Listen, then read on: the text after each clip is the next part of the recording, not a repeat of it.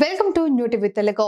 పెన్షన్లకు అర్హులైన ఏ ఒక్కరికి అన్యాయం జరగబోదని ముఖ్యమంత్రి చంద్రబాబు స్పష్టం చేశారు.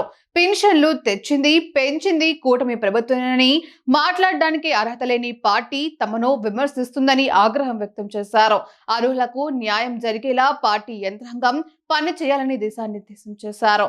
పెన్షన్ల పంపిణీ సందర్భంగా ఇంటింటికి వెళ్లి ప్రజలకు ఎంత చేస్తున్నామో వివరించాలన్నారు.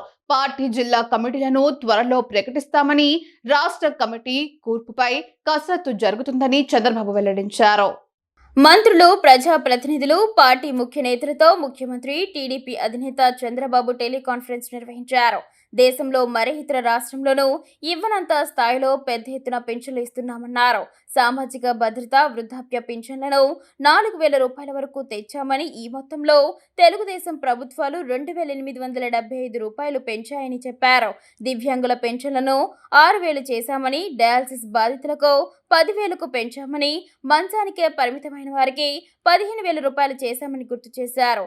63 లక్షల మంది లబ్ధిదారులకు ప్రతి నెల 1వ తేదీనే పెన్షన్ ఇస్తున్నామని, ఏడాదికి 35,000 కోట్ల పెన్షన్లకే వెచ్చిస్తున్నామని సీఎం వివరించారు. దివ్యాంగులకు వైఎస్ఆర్సీపీ ప్రభుత్వం రూపాయి కూడా పెన్షన్ పెంచలేదని, ఆ పార్టీ నాయకులకు నోరెత్తి మాట్లాడే అర్హత లేదని సీఎం చంద్రబాబు మండిపడ్డారు. అబద్ధాల పునాదుల మీదే వైఎస్ఆర్సీపీ రాజకీయం చేస్తుందని, ఆ పార్టీయే తప్పులు చేస్తూ ఎదుటి వారిపై నెడుతుందని, వాటిని సమర్థంగా తిప్పి కొట్టాలని నేతలకు దిశానిర్దేశం చేశారు. గత ప్రభుత్వం చాలా మంది అనర్హులకు పింఛన్లు ఇచ్చిందని, ఏ ఒక్క అర్హుడికి నష్టం కలగకూడదని, ఎక్కడైనా లోపాలున్నా అధికార యంత్రాంగం పొరపాట్లు చేసినా గుర్తించి సరిదిద్దే బాధ్యతను యంత్రాంగమే తీసుకోవాలని స్పష్టం చేశారు. సీఎంగా ప్రభుత్వ విధానాలను అమలు చేస్తానని, ఏమైనా తేడాలుంటే అధినేతగా పార్టీ యంత్రాంగం ఇచ్చే ఫీడ్బ్యాక్ తీసుకుంటానని చంద్రబాబు తెలిపారు.